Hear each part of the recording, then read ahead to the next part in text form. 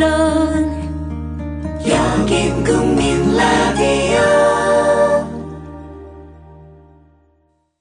2014년 12월 23일 오전 10시 서울 서초동 변호사교육문화관에서 있은 헌법재판소 정당 해산 결정에 대한 긴급 토론회 실황입니다. 국민 라디오가 단독 생중계한 이번 토론회, 사회는 민주사회를 위한 변호사 모임, 조영선 사무총장입니다. 이 파일은 발제 부분입니다.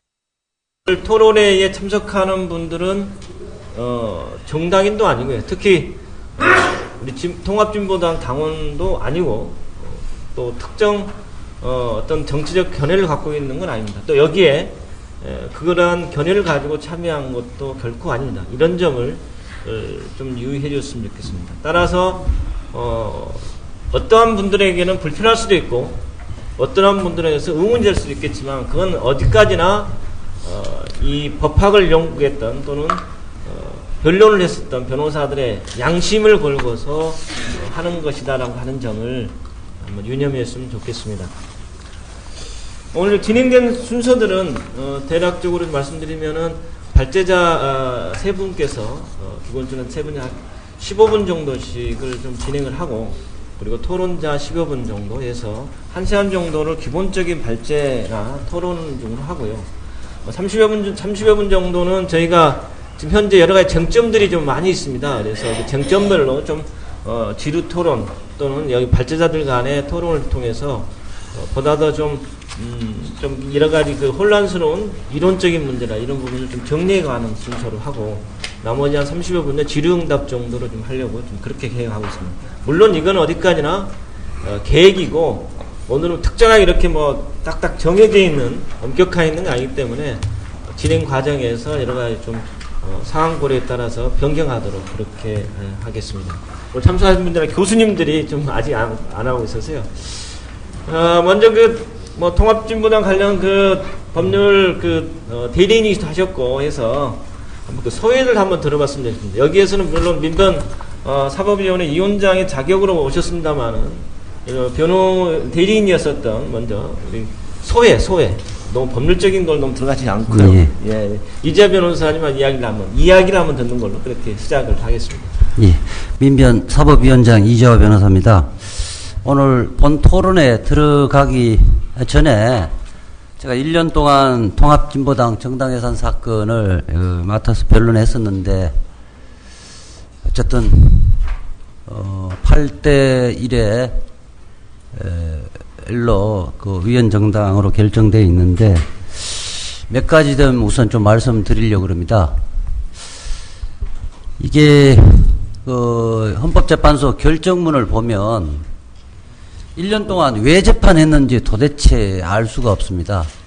결정문을 보면 정부의 정당해산 심판 청구서를 보고 이미 판결문, 결정문을 다 써놓은 것이 아닌가 하는 생각이 들었습니다. 그리고 그 사실관계를 확정한 것을 보면 그 청구서의 오류가 그대로 결정문에 반영되어 있습니다. 그 1년 동안에 치열한 그 서정과 정인신문을 통해서 그 사실이 바로 잡아졌음에도 불구하고 결정문에는 청구서에 있는 그대로 기재했다는 것을 알 수 있습니다. 이제 본 발제문 들어가기 전에 몇 가지만 좀 지적을 하려고 합니다. 이제 청구서 19쪽에 보면 한국 사회의 특수성을 이야기를 하면서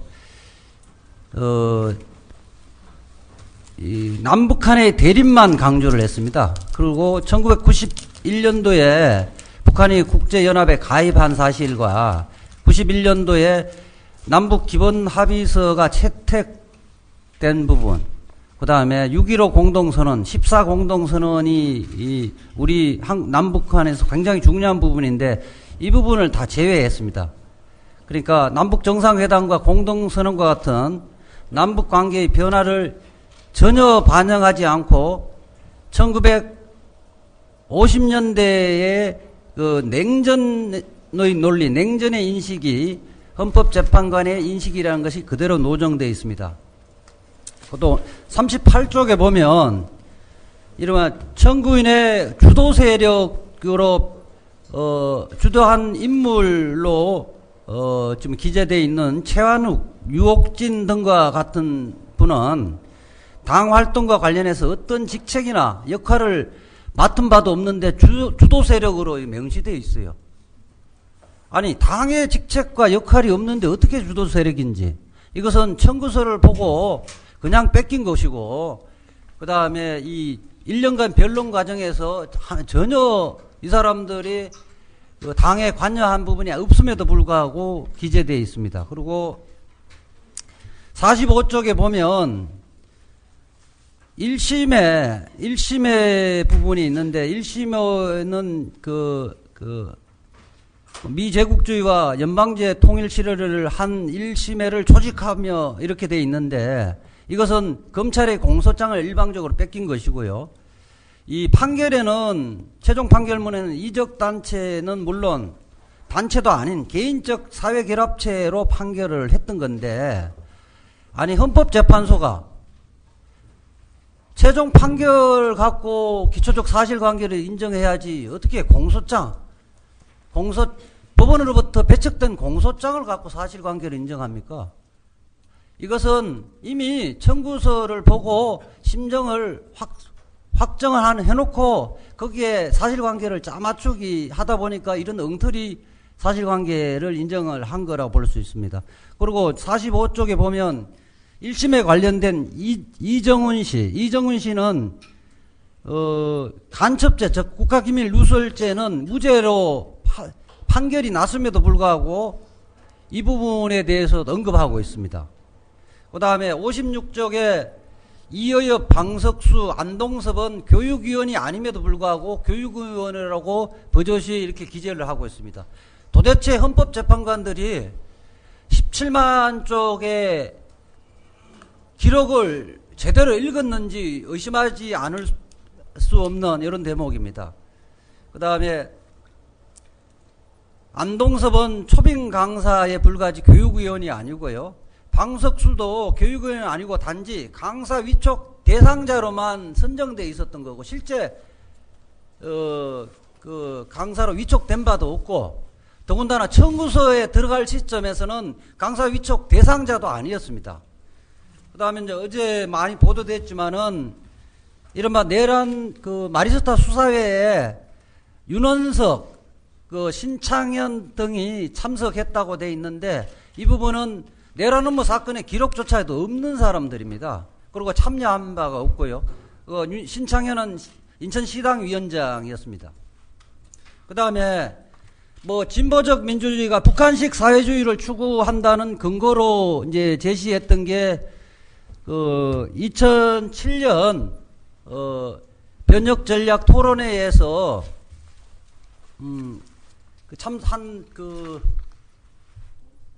참석을 했던 사람의 글을 원용을 많이 했는데요. 그때 당시에는 그것은 당원인지 순수한 일반 당원으로서 참석을 했고 당직을 갖지 않는 상태였습니다. 당직을 갖지 않은 개인적인 활동을 정당의 활동이라고 평가를 하려면 기본적으로 그때의 발언이 당의 의사결정기관에서 당의 의사로 수용을 해야 당의 활동과 목적으로 판단할 수 있습니다. 근데 지금 결정문에 보면 다수 의견도 그렇게 설치해놓고 실제 사실관계는 그 기준에 의해서 당의 목적을 판단함에 있어서 숨은 목적을 판단함에 있어서 전혀 개인적 활동을 근거를 들고 있습니다. 그리고 또 하나만 이제 말하면 한호석 씨 같은 경우는 한호석 씨의 글을 여러 차례 언급을 하고 그것이 숨은 목적의 결정적인 단서라고 이야기를 하고 있는데, 한호석 씨는 당의 주최하는 의사결정 과정에 전혀 참여한 바가 없습니다. 미주 위원장이지만은 미국에서 자유롭게 기고를 했던 것인데, 이게 당의 의사고 당의 활동으로 보려면 이 사람이 당의 의사결정에 관여하거나, 그 다음에 한호석의 주장을 당의 의견으로 수용을 해야 한다는 근거가 있어야 되는데 이런 설치 없이 마치 개인이 이야기를 한 부분을 갖고 당의 그 숨은 목적을 찾은 것입니다. 이런 부분은 결국은 이렇게 종합하면 기초적인 사실관계도 전혀 엉터리입니다. 결국 기초적 엉터리인 사실관계를 기초로 해서 지금 결론을 자신들이 내리고자 하는 결론에 이러한 자신들이 가공하고 윤색한 퍼즐 조각을 짜맞추기 위해서 북한식 사회주의 추구가 숨은 목적이라고 단정을 했다는 말씀을 드립니다. 우선 하여튼 본 토론에 들어가기 전에 이 정도의 소회를 말씀드리겠습니다. 예, 그러면 지금부터 헌법재판소 정당해상 결정 문제점과 민주주의 미래라고 하는 주제로 오늘 토론을 시작하도록 하겠습니다. 먼저 참석하신 분들을 소개하도록 하겠습니다. 먼저 건국대 한상희 교수님 참석하셨습니다. 그리고 헌법소송의 대리인단이었죠. 우리 전영식 변호사님 참여하셨습니다. 그리고 저희 민변 사법위원장이시기도 하고 징계 대리인에 참석하셨던 이주아 변호사님 참석하셨습니다. 그리고 연세대 김용철 교수님 참석하셨습니다. 앞서 말씀드렸겠지만 여기에 계신 분들은 특정 통합진보당과 관계없는 분들입니다. 그래서 오로지 이제까지 해왔던 법학 또는 어떤 법률이라고 하는 것에 공부했던 사람으로서 그 의견들을 냉정하게 개진하고 그러면서 우리가 가져가야 될 어떤 앞으로의 과제들을 제시하는 것에 의미가 있다고 생각합니다. 자, 그러면은 먼저 헌법재판소에서 지난주 금요일 날 결정을 했습니다만 그 내용이 과연 무엇인지 실제 아시는 분들 아시겠지만은 증거는 17만 5천 쪽에 달했었고요. 그리고 변론 기간은 대략 1년 2개월 정도 됐었고 준비기일은 2회 그리고 변론기 18회였습니다. 결정문이 몇 쪽인지 아십니까? 결정문이 348쪽이고요. 여기에 소위 다수 의견의 의견이 147쪽 플러스 한 20여 쪽 보충의 167쪽 내지 110쪽 안쪽입니다. 그리고 반대 의견이 150쪽 이상 되고 있습니다. 상당히 이렇게 다수 의견보다는 소수 의견이 더 많은 그런 게 있는데요. 어쨌든 160여 쪽에 걸쳐서 여러 가지 우리 한국에 있었던 진보운동에 대한 판단을 했습니다. 이 내용들이 과연 무엇인지 주로 법률적인 문제점 그리고 절차적인 문제점 이런 부분들에서 전익 변호사님부터 듣도록 하겠습니다.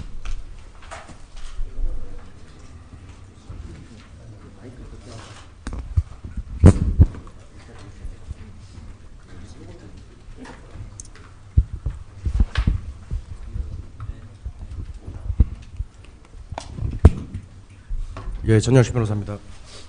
이거 사진 찍기가 못하겠다. 그냥 바로 들어가겠습니다. 이게 사실은 제가 결정문에 나타난 이 법리적인 부분을 얘기하는 것보다는 앞으로 차분하게 아마 교수님들이 이 헌법재판소의 결정문에 대해서 아마 많은 논문들이 나올 걸로 생각이 됩니다. 근데 좀 대리인단으로 특히 헌법재판소가 밝히고 있는 법리와 관련된 부분을 제가 소송 전체 과정을 통해서 주로 담당을 해가지고 일단 무식하면 용감하다고 제가 재판 과정에서 쟁점이 됐었던 부분들 그리고 그것이 어떻게 결정문에 글자로 나타났는지 그런 거 위주로 그러니까 논쟁을 위해서 촉발시키는 형태의 글이 되지 않을까 생각이 되고요. 제가 발제를 지금 담당한 부분은 주로 법리와 관련된 부분입니다. 아마 사실관계, 그다음에 증거, 그다음에 증거를 어떻게 판단하고 사실관계를 인정했는지 이 부분은 아마 저 말고 아마 다른 이재화 변호사나 아마 다른 분들에 의해서 얘기가 될 걸로 생각이 됩니다. 결정문에 처음에 보면 형태는 그렇지만 크게 다수 의견, 소수 의견, 보충 의견으로 구성되고 그다음에 이제 내용은 법리적인 부분하고 이제 증거에 의해서 입각하는 사실관계로 쭉 나눠집니다. 그리고 법리적인 부분은 상대적으로 굉장히 좀 내용이 적지요. 쟁점이 주로 됐던 부분은 헌법 그 8조 그 사항이 어떻게 이해할 것인가라는 부분이었고, 기술되지는 않았지만 그 구체적 위험성이 그 정당 해산의 요건으로 인정돼야 되느냐, 그리고 비례성의 심사를 헌법재판소가 해산 결정을 하는데 필요하냐라는 점이 법리적으로는 가장 쟁점이었습니다. 그 법무부가 청구서에 보면 구체적 위험성이 있어야 된다 그랬고, 비례성의 원칙도 심사해야 된다라는 그 주장을 하다가 2회 변론 첫 회에 보면 그 주장을 철회하고 구체적 위험성이나 비례성의 심사가 필요하지 않다라는 주장으로 주장을 변경했지요. 그리고 이제 피청구인 쪽에서는 그 부분이 필요하다라고 봤고, 헌법재판소도 그 부분을 인정을 했습니다. 법리적으로는 우리 그 피청구인 대리인단에서 주장하는 내용이 그대로 받아들여졌다고 볼 수 있습니다.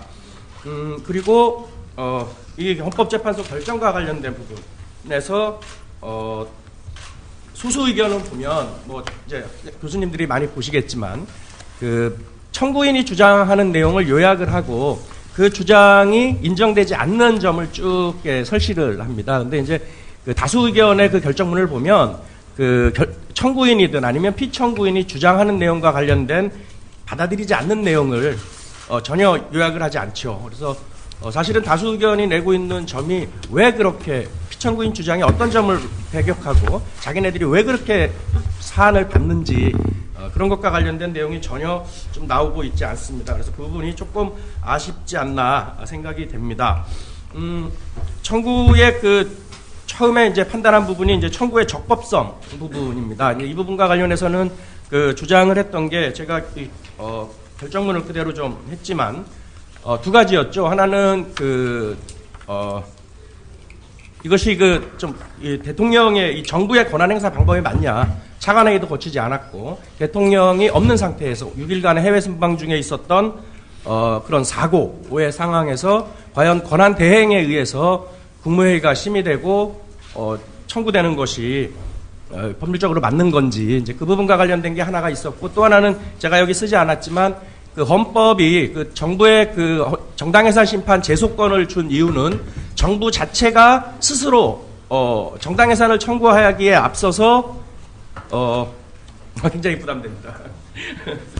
그 청구하기에 앞서서 신중하게 그 권한 행사를 해야 되고, 역시 정부의 청구 제소권 자체도 비례성의 원칙이라든가 뭐 이런 부분이 다 고려해서 행사됐어야 되는 거 아니냐라는 측면, 요 두 가지가 우리가 청구의 적법성 부분으로 주장했던 내용입니다. 헌법재판소는 그냥 대통령이 그 사고였던 경우로 봐서 청구의 뭐 남용이라든가 뭐 재량권의 이탈 남용이 없었다라고 판단했지만, 사실은 이 주장에서 그 대통령이 권한대행자에 의해서 행사된 거라, 그거에 대해서 기존 학계에서는 권한대행자는 직선에 의해서 뽑힌 사람이 아니니까 현상 유지적인 형태만 가능하지 현상을 병원화시키거나 하는 것이 권한대행자의 권한에서 제외해야 되는 거 아니냐라는 논의가 분명히 있었습니다. 그래서 그 부분과 관련된 주장을 했었는데, 일단 그 부분에 대해서는 헌법재판소 판단을 안 하고 그냥 적법하게 그냥 이 부분에 대해서는 판단을 안 한 것 같아요. 그래서 사실은 기존 학계의 논의에서 이 부분에 대해서도 좀 판단을 했으면 앞으로 대통령이나 어떤 정부의 권한 행사 방식에 법리적으로 헌법적인 제한이 되지 않았을까라는 생각이 됩니다. 그리고 이제 세 번째 그 판단의 이제 근거인데요. 물론 그 헌법재판소 결정문에 보면 나타나고 있지만 증거와 그다음에 헌법재판소의 현저한 사실, 그리고 변론 전체의 취지를 가지고 사실관계라든가 이런 걸 채증해서 사실관계를 인정하겠다라는 취지의 결정을 하지요. 근데 증거관계와 관련돼서는 저희가 이제 민사소송법을 준용하는 규정하고 물론 가처분 규정하고 두 개에 대해서 지난 1월인가요? 그때 저희가 헌법소원을 제기했었죠. 물론 이제 헌법재판소가 그때 민사소송법을 준용하는 것이 그렇게 해도 충분히 사실관계를 인정할 수 있는 거 아니냐라는 취지로 이미 그때 판단을 했고요. 근데 절차를 진행하면서 나타난 문제는 뭐냐 그러면, 형사소송에서 증거가 배척되거나 그 다음에 그 내용이 증거로 사용될 수 없고 그냥 그 현존하는 것만 증거로 인정되는 좀 이렇게 엄격한 형사소송 절차에서의 그 증거 판단이 법칙이 적용된 것들이 헌법재판하면서 다 무너졌다는 게 사실은 제일 큰 문제지요. 그래서 예컨대 그 뭐 1심이라든가 왕재산이라든가 이런 데서 나오면 북한의 지령문이라는 것이 존재합니다. 그리고 그것이 어떤 의미를 갖고 어떻게 전달됐고 어떻게 했는지 형사소송에서 쭉 증거조사를 해보지만 없거든요. 그런 것들이. 그래서 그 내용이 전부 증거에서 배제되고 오로지 그것이 누구누구 컴퓨터에서 있었다라는 그런 현존만 누가 갖고 있었다라는 점만 인정이 돼서 사실관계가 결정된 것이 형사소송 절차에서 인정된 예지요. 근데 헌법재판소에서 그 내용이 그냥 무차별적으로 다 들어오고 그 내용에 대해서도 헌법재판관들이 그대로 다 벌러지지 않고 판단하게 되는 그런 과정이 좀 나타났습니다. 그래서 이제 거기에다가 어떤 이제 그 상상력들이 작동이 되니까 사실은 전혀 사실관계가 아닌 것이 그 사실관계로 인정이 되는 이제 그런 과정이 좀 있었습니다. 이 부분은 헌법재판의 그 증거 그 재판주의 원칙을 취하지만 좀 이 사건에서 진행하면서 나타났던 가장 큰 좀 문제가 아니었나 생각이 되고 아마 뭐 세계 이제 그 베니스 위원회라든가 이런 쪽에서도 받아볼 건데 이 부분과 관련해서 이 증거조사 절차 내용나 이런 부분이 어떻게 평가될지 아니면 학계에서 어떻게 평가할지 사실은 그 부분에 대해서는 저는 좀 교수님들이 앞으로 더 많은 그 좀 논문들이 나왔으면 좋겠다 생각이 되고 제가 제일 좀 황당한 부분이 뭐냐 그러면 헌법재판소의 현저한 사실이다. 이게 중간에 한번 이런 얘기가 나온 적이 있습니다. 근데 이제 저희가 그런 얘기를 했죠. 북한식 사회주의가 이제 쫓는다. 통합진보당이 북한식 사회주의를 추구한다. 그러려면 사실은 이제 엄격한 논증이 되면 우리 헌법의 위반 여부니까 북한식 사회주의 내용이 뭐고 그것이 한국 사회에 왔을 때 한국 사회에서 어떤 그 의미를 가지고 한국 사회에 어떻게 구체적으로 정책화되는 건지 입증이 돼야 되는데 그러면 그걸 다 입증해야 되는 거 아니냐라고 그랬더니 그 법무부 쪽에서 나온 얘기가 북한식 사회주의 내용이라든가 이런 부분이 헌법재판소의 현저한 사실이다라는 주장이 나오더라고요. 그래서 그게 현저한 사실인지 그래서 헌법재판소의 현저한 사실이 뭐가 현저한 사실인지 그게 이제 북한의 우리 사회의 특수성이라는 부분으로 이제 결정문에는 장황하게 나오는데 그게 과연 현저한 사실인지 냉전적 사고가 현저한 사실인지 참 굉장히 의문이고 이것이 지금 뭐 헌법 재판관들의 물론 이제 권한이겠지만 뭐 사실관계를 인정하고 이런 부분이 재판관 개개인이 가지고 있는 개개인에게 형성된 이데올로기가 사실관계를 재단하는 하나의 기준으로 헌법재판소의 현저한 사실과 변론 전체의 취지라는 이름으로 작용된 것이 아닌가 생각이 됩니다. 그래서 재판 개개인에 대한 검증 과정이 국회에서 이런 식의 어떤 생각을 갖고 어떤 이데올로기가 가지고 있는 재판관들인지가 앞으로 더 검증돼야 되는 것이 아닌가 생각이 됩니다. 정당 해산심판 제도의 의의와 한계 해가지고 결정문에는 써져 있습니다. 그리고 그 부분에 대해서는 저 개인적으로는 우리가 주장했던 내용이 그대로 결정문에 받아들여졌다. 다원적 가치고 상대적 인식이라든가 그다음에 정당 민주주의가 가지고 있는 역사와 서구 사회의 계몽주의 이후 이성에 의해서 국가를 컨트롤해오는 그런 입헌주의적인 원칙들 이런 것들은 헌법재판소가 그대로 받아들인 것이 아닌가 생각이 됩니다. 뭐 그래서 정당의 의미라든가 뭐 표현의 자유와 관계라든가 뭐 이런 부분도 뭐 그대로 해서 받아들일 수 있다 생각이 됩니다. 근데 가장 기본적으로 그 정당 해산 제도가 가지고 있는 그 헌법적 의미 이게 이제 독일 기본법에 보면 그 이제 처음 제정이 되는데 철저히 보면 그 독일 경험의 산물이지요. 그래서 기본적으로 학자들이나 기존에 이제 우리가 가지고 있었던 사고는 뭐냐 그러면 그 정당은 권력 획득을 목적으로 하고 권력을 획득한 다음에 국가기구를 통해서 자기들이 가지고 있는 정치적 프로그램을 구체적으로 현실 사회에 실현하는 것이 정당의 존재 이유 아닙니까? 그래서 정당 자체가 가지고 있는 바로 그 국가 권력의 획득 가능성하고 자기네 정치적 프로그램을 국가 기구를 통해서 행사한다는 점, 그런 점 때문에 사실은 정당이 가지고 있는 그 해산이 그러니까 나치당 같이 자기네 정치적 프로그램을 전체주의, 국가기구를 통해서 민주주의라든가 법치주의를 파괴할 그런 것을 방지하기 위한 것이 정당해산제도죠. 그래서 정당이 가지고 있는 가장 기본적인 위험성은 국가 권력을 획득할 수 있고 국가기구를 이용할 수 있다라는 점 때문에 사실은 우리가 이 제도가 헌법적으로 도입됐고 특히 이제 우리나라에서는 그 내각 책임제로 갔던 1960년 헌법이 도입이 됐죠. 그래서 이게 대통령제에서는 사실상 대통령에 의해서 국가 권력이 행사되는 시스템이기 때문에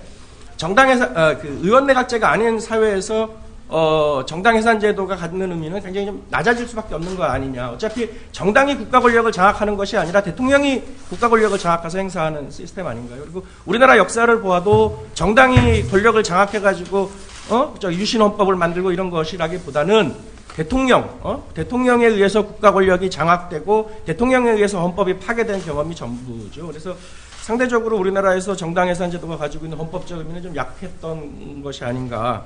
근데 그것이 이 정당해산 심판제도에서 좀 언급됐으면 좋았을 건데 그런 부분이 좀 없습니다. 그리고 이제 제가 정당해산 사유 중에 이제 민주적 기본질서 내용을 먼저 꺼냈습니다.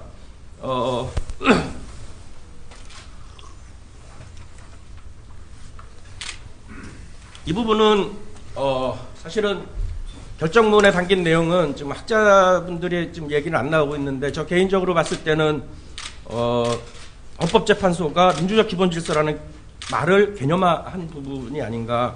기존에 그러니까 우리나라 헌법 교과서 그다음에 교수님들의 거의 통설적인 얘기는 1952년 그 독일 연방헌법재판소가 그 개념화한 민주주의와 기본권 존중 그리고 이 법치주의에 의한 통치 질서가 자유민주적 기본질서다. 그래서 국가 권력을 형성하고 국가 권력을 행사하는 원칙으로서 민주주의와 법치주의 원칙을 정했죠. 그래서 자유민주적 기본질서를 가지고 여태까지 우리나라는 헌법 전문에 나타난 내용이라든가 정당 그 해산 조항 있는 그 헌법 8조 4항의 이제 민주적 기본질서를 자유민주적 기본질서와 동일한 개념으로 봐왔습니다. 근데 여기 결정문에 쭉 보면 비슷한 내용으로 전개를 하지만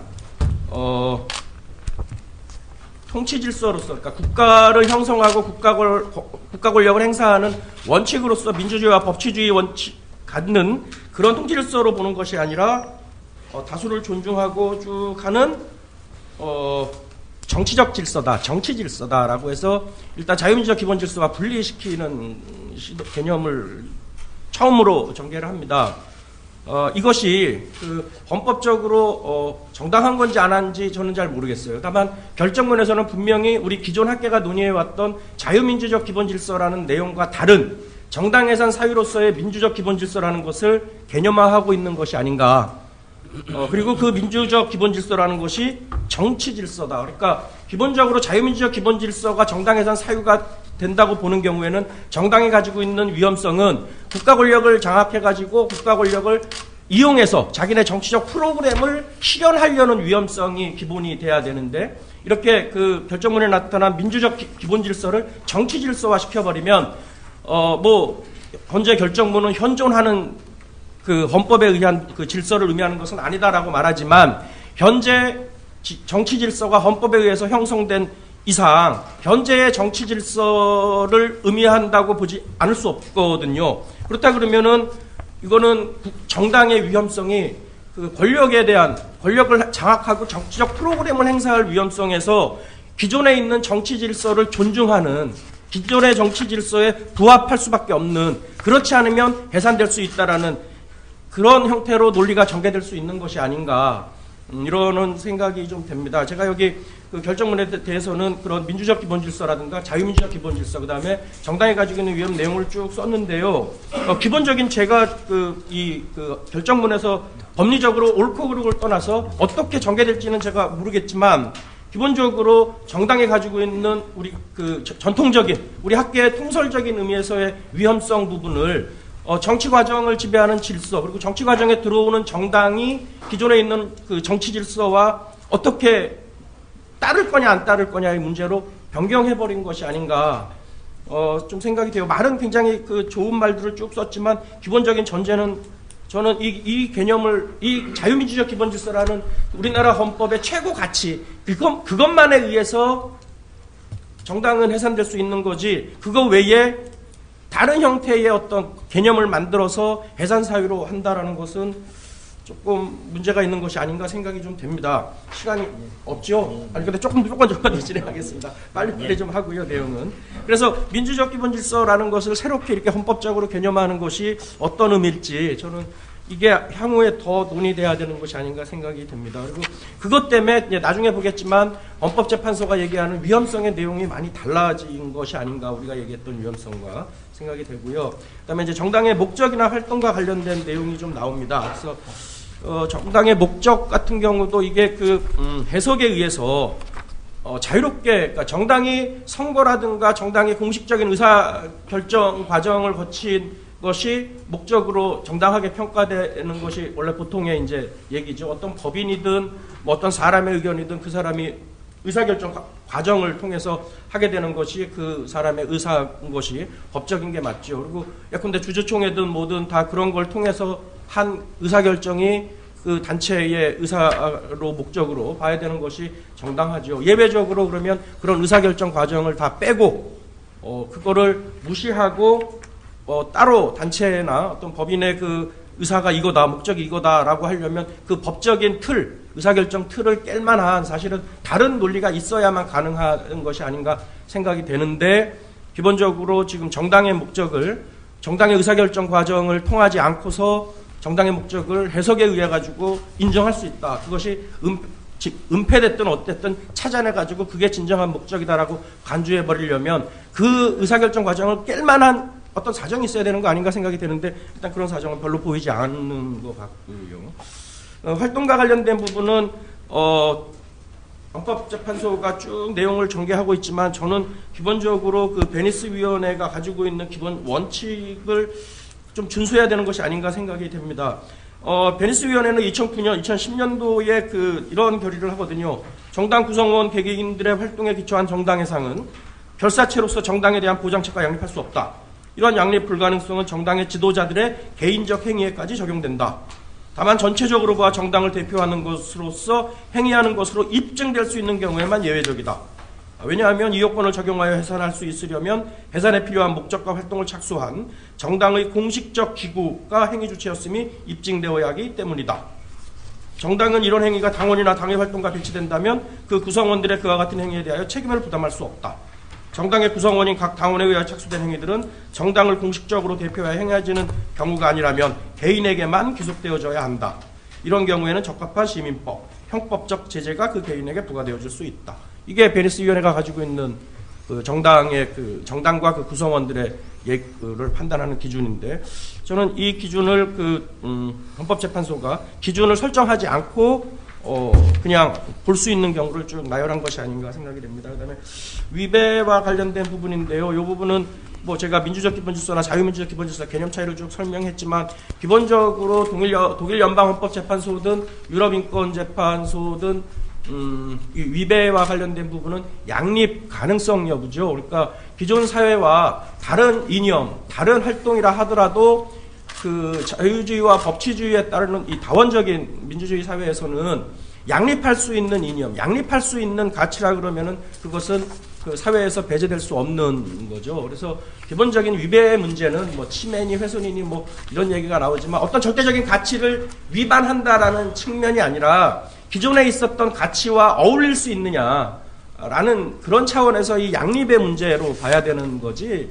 저는 어떤 가치를 침해한다라는 형태의 이 논리는 모두에서 헌법재판소가 결정문에 우리 사회가 가지고 있는 다양성과 다원성을 존중한다라는 헌법적 이론을 쭉 전개하면서 어떤 절대적인 가치를 위반한다 안 한다 이런 식의 논리 전개는 잘못된 것이 아닌가. 기존에 있었던 다원적인 가치와 어울릴 수 있느냐. 그래서 이 다원성을 깨트리는 것만이 우리가 사회에서 배제될 수 있는 것이지, 다른 가치와 같이 함께 어울릴 수 있는, 그리고 양립할 수 있는 거라 그러면 이거는 헌법적으로 배제돼야 될 대상은 아니지 않느냐 생각이 됩니다. 이거 알겠습니다. 한국 사회 요거 조금만 요거 좀 하겠습니다. 한국 사회 특수성을 헌법재판소에서 장황하게 쓰는입니다. 저는 이 부분은 이해가 되지 않아요.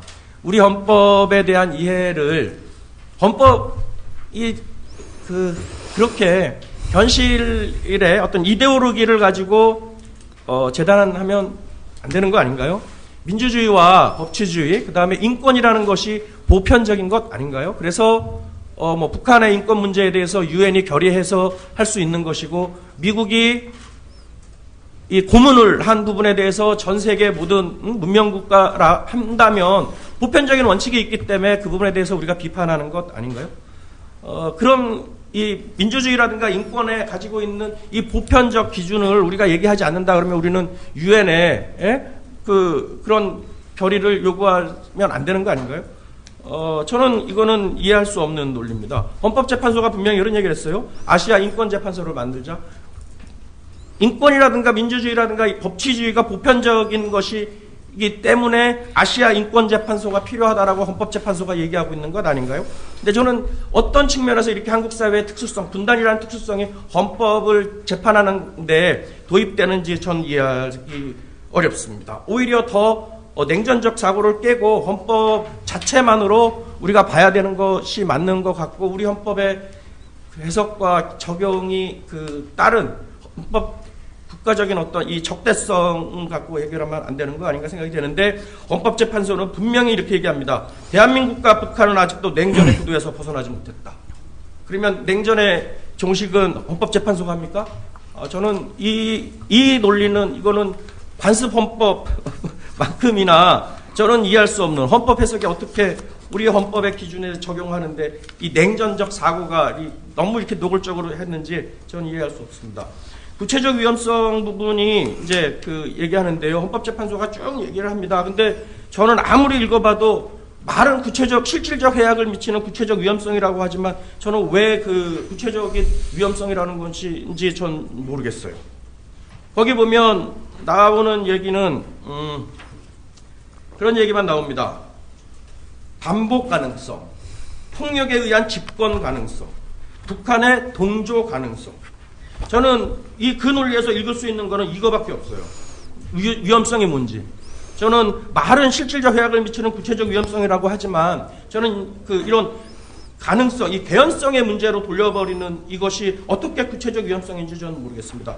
구체적 위험성이라는 말 자체는 경험적으로 인식할 수 있는 거거든요. 경험적으로. 사회에서 경험적으로 인식될 수 있는 것이 구체적 위험성인 것이지, 어떻게 논리적인 추론에 의해 가지고 그럴 가능성이 있다 그래서 위험성이 인정되는 건지 저는 우리나라 말이지만 이해할 수 없고, 법논리 이전의 언어론도 전 이해할 수 없습니다. 마무리를 하나 하겠습니다. 이제 비례성의 심사인데, 이 부분은 아마 학자님들이 우리나라 헌법이 우리나라 국가 권력이 행사하는 모든 것은 비례성의 원칙에 입각해서 정당화돼야 됩니다. 이 정당화되지 않는 국가 권력은 폭력이거든요. 그래서 사실은 우리 피청구인 쪽에서 비례성의 심사가 정당해산 절차에 적용되어야 된다는 얘기를 한 것이고, 법무부 쪽에서는 헌법에 명문의 규정이 없으니까 비례성의 원칙 심사가 정당해산은 적용되지 않는다라는 논리를 전개했던 것이고, 헌법재판소는 비례성의 심사를 하여야만 정당해산이라는 결정을 하는 헌법재판소의 권력 행사가 정당화될 수 있다라고 본 것까지는 저는 정당하다고 생각이 됩니다. 근데 이 다수 의견이 가지고 있는 내용을 제가 거의 대부분을 지금 다 여기 발제문에 떠갖고 왔는데요. 읽어보시면 전부 논리 속에서만 이게 돌아가고, 저는 이게 비례성의 심사인지, 이게 우리가 얘기했던 비례성이고 헌법재판소가 여태까지 얘기해왔던 비례성의 심사 기준이었는지 내용이고 저는 이해하기 어렵습니다. 심지어 이런 얘기해요. 나머지 당원에 의한 위헌적 활동의 계속성이 있을 수 있으므로 정당해산이 해야 된다라고 비례성 심사를 얘기하고, 나머지 당원 그러면 전부 다 형사처벌하라는 무슨 고발장입니까? 저는 이런 부분이 비례성의 심사에 나오는 것도 이해가 안 되고, 해산결정을 마치 하나의 미랄이 돼가지고 진보정당이나 이런 운동이 앞으로 종북주의를 극복하고 더 잘 나가게 된다라는 것이 비례성의 원칙에 쭉 내용이 나오는데, 이게 비례성의 원칙으로 헌법재판소에서 해야 될 내용인지도 사실은 아니면 정치인이 연설하는 부분인지 잘 모르겠어요. 그래서 이게 그 구체적 위헌성과 비례성의 심사로 넘어가면 저는 사실은 이게 법논리 이전에 이렇게 해도 되는 건지라는 생각이 좀 됩니다. 뭐 피청구인 8대1이라는 엄청난 스코어로 친 변호사 입장에서의 울분일 수도 있지만 기본적으로 저는 향후에 또 이런 그 헌법의 논리가 전개된다 그러면 우리나라 국가 권력의 행사가 폭력이 아니라 이 정당화된 그 정의의 실현이 되려면 이 부분은 반드시 짚고 공론의 장에서 더 논의돼야 되는 것이 아닌가 생각이 됩니다. 예, 마치겠습니다. 예, 감사합니다. 지금 몇 가지 거론되었습니다만은 어떻든 그 증거에 의해서 인정되지 않은 문제, 특히 이제 구체적 위험이랄지 또는 뭐 보충성원증이라는 게 또 있습니다. 사실은 꼭 이렇게만 해야 되는가, 꼭 헌법재판에 나서서 해산할 만한 사유이어야 되는가, 국회의 자율권을 맡겨야 되지 않는가, 뭐 이런 원칙들도 있고요. 그래서 여러 가지 증거 관련된 부족한 지점들, 또 피청구인 쪽에 주장한 부분들에 대해서 가타부타 이것이 부당하다랄지 이런 것들이 언급이 안 왔던 이런 부분들이 있는데요. 이런 자세한 내용들은 좀 이따 자유토론 형태에서 한번 좀 더 거론하기로 하겠습니다. 다음으로는 우리 한상희 교수님으로부터 과연 이 헌법재판소의 해산 정당 결정이라고 하는 게 어떤 역사성 또 정치적인 법적 의미를 갖는가, 이러한 좀 더 포괄적인 또 한국 사회에 던지는 의미가 뭔지 이런 거를 좀 듣기로 하겠습니다. 가급적 말씀을 다 하지 마시고요. 일부 하시고 나중에 좀 자유스럽게 또 토론할 시간도 있기 때문에 주요하게 발제할 것만 약 15분 내지 20분 정도에서 맞춰주시면 좋겠습니다. 세상에 350페이지 정도 되는 걸 분석한 것을 15분 만에 이야기를 하고. 네, 반갑습니다. 저는 금국대 한상입니다.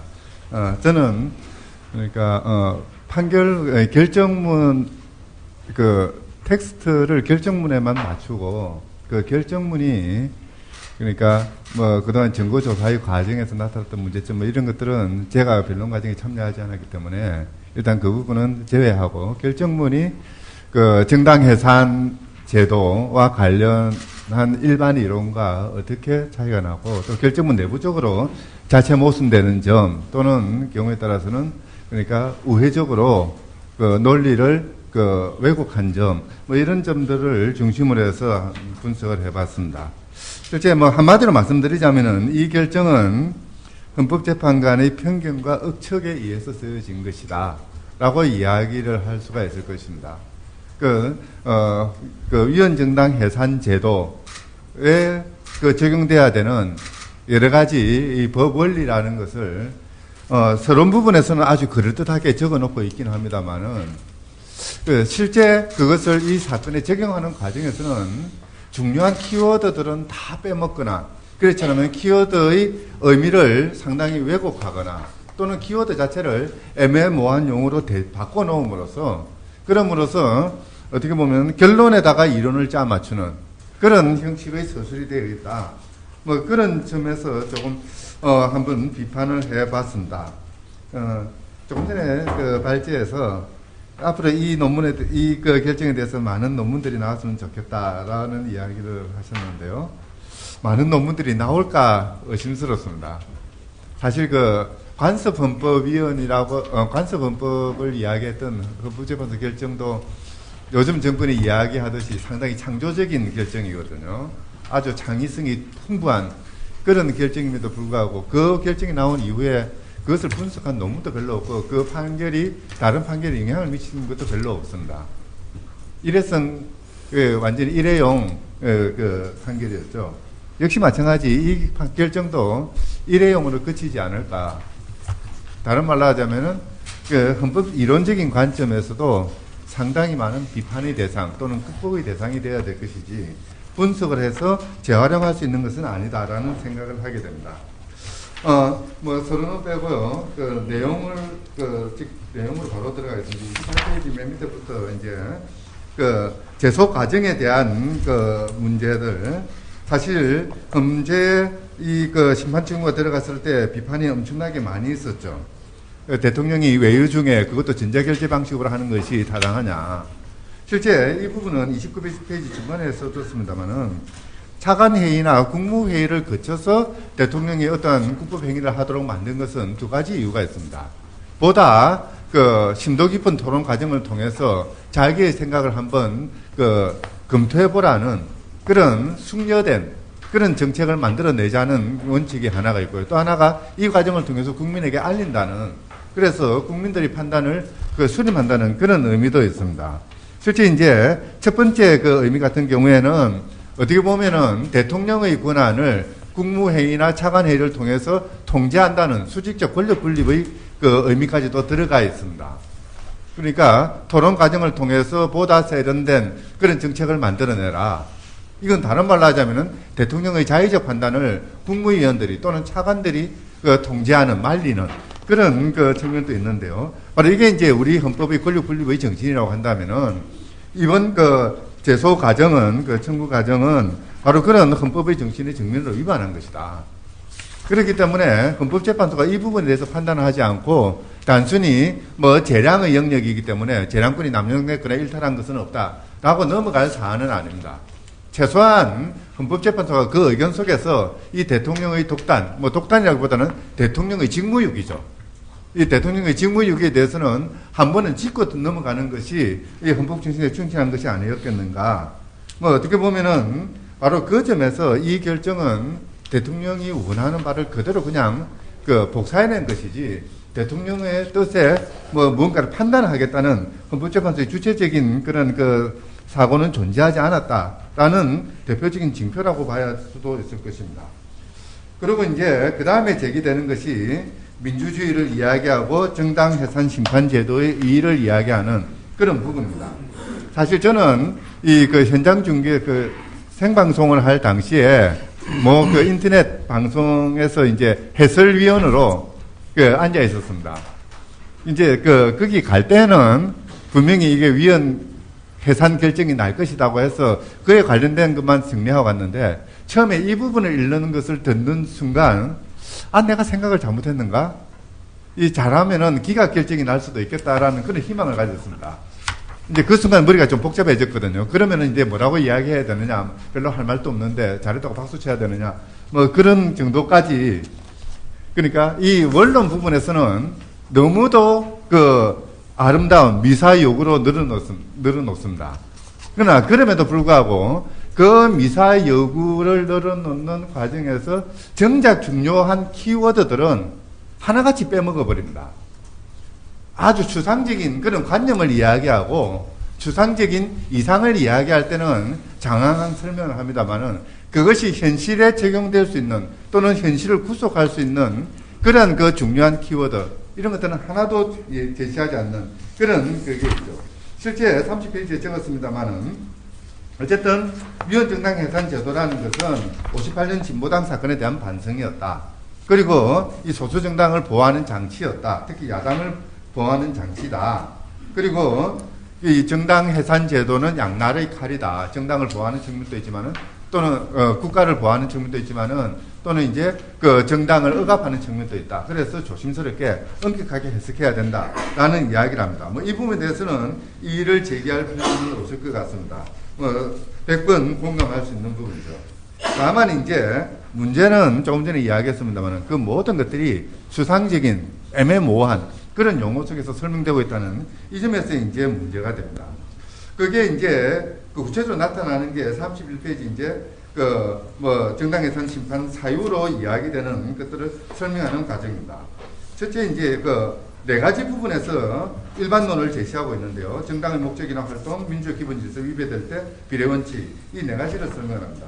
문제는 이제 이 정당의 목적이나 활동을 규정하는 부분에서는 정당이 공식적으로 제시하고 있는 그런 목적과 활동 외에도 숨겨진 목적을 퍼즐 맞추기 방식에 의해서 한번 검토해 봐야 된다라는 이야기를 슬쩍 끼워 넣었습니다.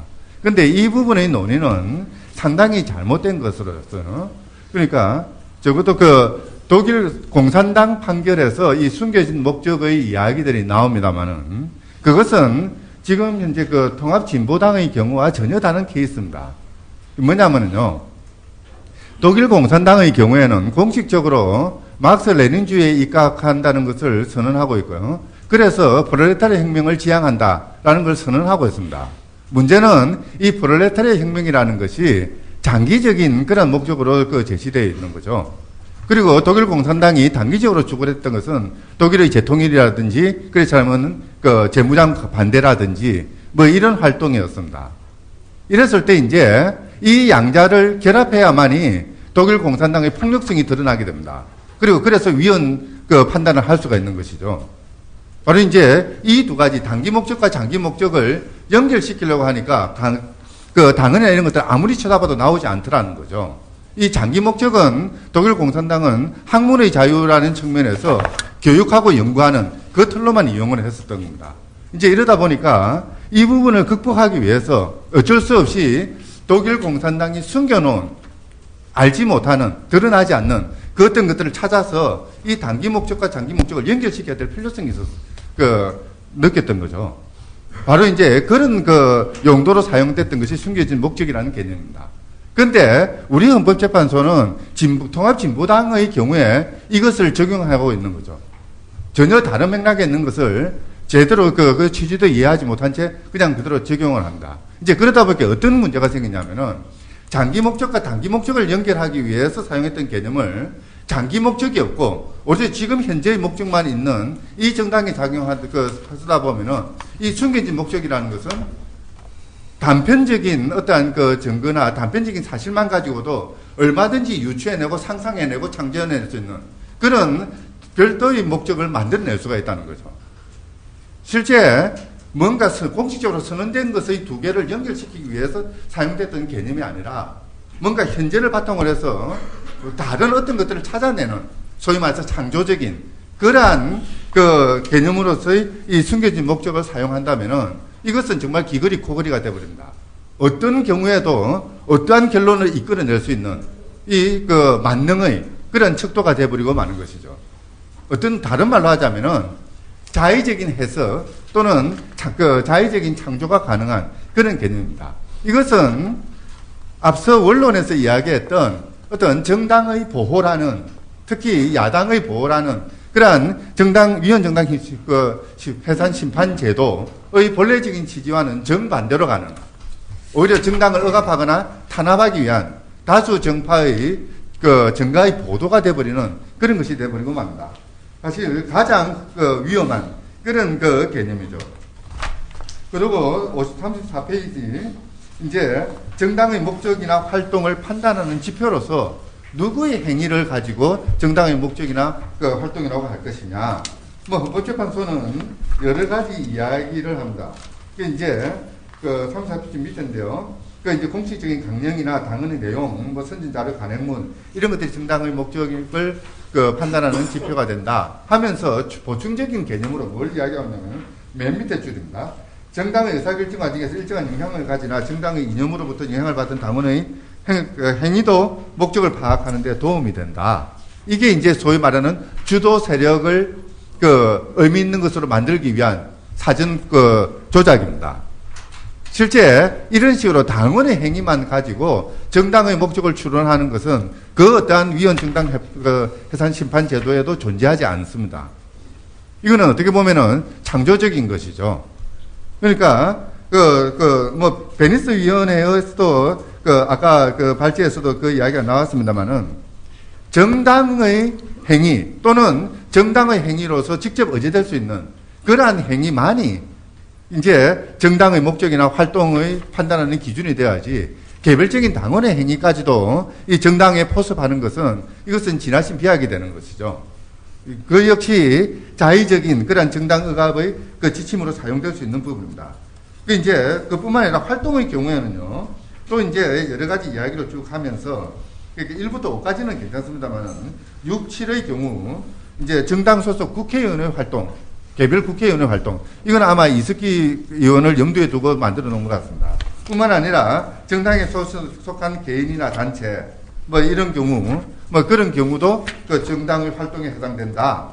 실제 이제 7에 해당되는 부분은 이제 주도 세력의 이야기를 그 하기 위한 것입니다만은 이제 문제는 뭐냐면은 그 주도 세력의 어떠한 한 행위, 이 행위 자체로 정당의 활동이 아니라 부대 조건이 달려있죠. 그 행위를 정당이 나중에 승인한 경우, 사후적으로 승인한 경우입니다.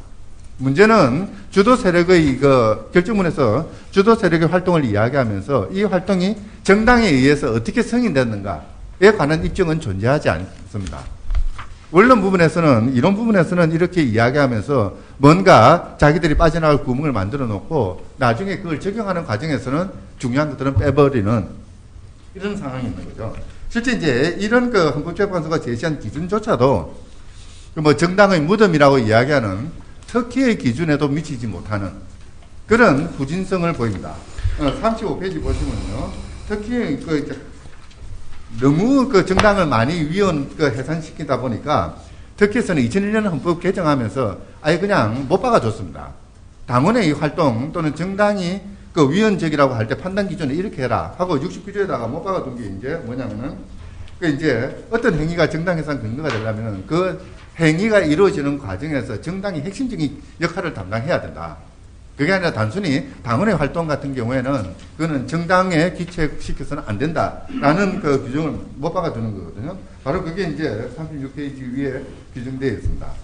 그냥 그 참조해 보시고요. 그 다음에 이제 민주적 기본 질서의 개념은 그 뭐 조금 다른 판단도 가능하겠습니다만 뭐 저희 입장에서는 크게 뭐 이거는 문제되지 않을 것이다라고 봅니다. 다만 이제 문제는요. 이것을 설명하면서 헌법재판소는 위헌정당 해산 심판을 하기 위해서는 그 정당이 취하는 이념이 아니라 구체적인 목적과 활동을 심판 대상으로 해야 된다라고 이야기를 합니다. 뭐 맞는 말이죠. 근데 실제 적용되는 과정을 가만히 보면은 헌법재판소 재판관 자체도 어떤 특정한 이념에 근거해 가지고 판단을 하고 있고요. 또 그 판단의 대상이 되는 그 이제 주류 세력, 주도 세력들의 활동이나 그 목적 같은 것들을 특정한 이념들 속에 가둬가지고 규정을 합니다. 자기가 한 말을 바로 부정하는 그런 모습들을 보이고 있는 것이죠.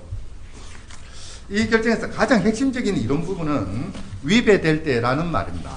이걸 한마디로 이야기를 하자면은 민주적 기본 질서에 대해서 37페이지 적었습니다. 실질적 해악을 끼칠 수 있는 구체적 위험성을 초래할 때다. 뭐 이 말에 대해서는 터잡을 필요가 없습니다. 너무나 그 당연한 그 올바른 그 표현이라고 할 수가 있죠. 다만 문제는 이 실질적 해악을 끼칠 수 있는 구체적 위험성이라는 것은 그 자체 구체적인 사건에 적용할 수 있는 그런 그 당장 직접 적용 가능한 개념이 아닙니다. 무엇이 실질적이고 무엇이 위험이고 끼친다는 것은 어떤 의미가 있고 구체적이라는 것은 무엇인지 위험은 어떤 그 기준을 가지고 판단해야 되는지 이 하나하나가 다시 또 부연 설명돼야 되는 그런 그 개념들입니다. 상당히 이것 자체가 추상적인 수준에서 존재하는 기준이지 현실에 적용하기 위한 그런 기준은 아닙니다. 이건 이제 현실에 적용하려면은 그 외국의 예에서 보듯이 뭐 미국 같은 경우에는 명백하고도 현존하는 위험이라든지 또는 그 유럽 같은 경우에는 급박한 위험이라든지 뭐 명백하고 급박한 위험의 원칙이죠. 뭐 이런 것들이 그 부가적으로 그 들어가야만이 이 실질적 해악을 끼칠 수 있는 구체적 위험성이라는 것이 의미를 가지게 됩니다. 근데 헌법재판소는 아쉽게도 이 부분에 대해서는 아무런 판단도 하고 있지 않습니다. 그뿐만 아니라 독일 공산당, 그러니까 60년 이전에 이루어졌던 그 후진적인 독일 공산당 결정에서 나와 있던 그 이야기들, 즉 말해서 목적을 추구하는 적극적으로 투기정적이며 공격적인 태도 또는 계획에 따른 목적의 추구, 계획적인 목적 추구 행위죠. 이런 부분에 대한 그 판단도 들어가 있지 않습니다. 이 구체적인 위험성을 판단할 수 있는 그 어떠한 기준도 제시하지 않고 그냥 내가 말하는 것이 기준이다라는 식으로 그렇게 자의적으로 그 판단을 해놓고 있는 것이죠. 그 다음 이제 네 번째 비례원칙을 이야기를 합니다. 실제 이 비례원칙이라는 것은 그 변론 과정에서 논란이 있기도 했습니다만은 뭐 이거는 어쨌든 국가가 국민의 권리나 이익을 침해할 때는 반드시 요구되는 그 현대 헌법 이론의 기본 원칙이라고 볼 수가 있습니다. 이걸 피해가는 것은 허용되지는 않는 거죠. 그런데 이제 문제는 뭐냐면요. 이 그 비례 원칙을 적용하려면은 그 이제 명백하고도 필연적인 이유라든지 강한 사회적인 필요성이라든지 뭐 이런 것들이 그 하나하나 그 개념 속에 들어가 있어야 됩니다. 그런데도 역시 이 부분에서도 마찬가지로 헌법재판소는 침묵하고 있습니다. 단순히 비례 원칙이라는 것을 선언하고 있는 그 정도 수준에만 멈춰 있죠. 한마디로 말하자면은 겉으로 보면 주상적인 수준에서는 그 베니스 위원회의 가이드라인이나 이런 세계적인 공통적인 기준들을 그 적극적으로 채용하고 있는 것처럼 보입니다만은 아까도 말씀드렸습니다만은 구체적인 적용 그 기준이라는 점에서 본다면은 아무것도 이야기하지 않고 내가 말하는 것이 곧 법이다라는 식의 그런 형태를 취하고 있습니다. 이게 이제 그 한국적 특수성을 이야기하는 부분에서부터 이제 그 왜곡되기 시작하는 거죠. 그 주상적인 기준들이. 어쨌든 이 한국적 특수성을 이야기하는 부분들은 뭐 간단히 이야기하자면 한국은 별난 국가이기 때문에 세계적인 인권 그 보장 기준, 인권 체제와는 전혀 별개의 것이다. 한마디로 말하자면은 한국은 갈라파고스입니다. 인권에 관한하는 또는 정당 보호에 관한하는 뭔가 그 이제 세계의 그 조류부터 유리될 수밖에 없다라는 걸 규정을 합니다. 물론 그게 헌법재판소의 현저한 사실인지 아닌지는 모르겠습니다만은 그 대한민국을 이런 식으로 그 세계적인 추세로부터 유리시키는 것이 합당한가 이제 문제가 되는 거죠. 그리고 또 다른 이제 개념 조작이 나오는데요. 한국적 특수성을 이야기하고 난 뒤에 한국 사회의 변혁 운동의 흐름을 또 다시 짚어 나갑니다. 한국은 냉전 체제고 이 냉전 체제 남북한이 대립되고 있는 상황에서 한국에서 뭔가 진보라고 하는 사람들이 하는 꼴이 이 모양이다 라고 이야기를 합니다. 그래서 평등파와 자주파를 구분하고 이 냉전 체제의 정면으로 위반될 수 있는 또는 뭔가 남한 사회에 위협이 될 수 있는 그런 위험 요소들을 이 변혁 운동의 설명 과정에서 추출해 내오는 거죠. 그러니까 뭔가 뭐 여러 가지 진보적인 운동이 있었는데 그 중에서 특히 위험한 인자들이 자주파더라. 그리고 이 자주파들이 통합진보당의 창당 과정에 들어가더라. 그래서 통합진보당은 한국적 특수성을 저버리는 아주 위험 인자가 되더라. 논리 구조를 그렇게 이끌어 나갑니다.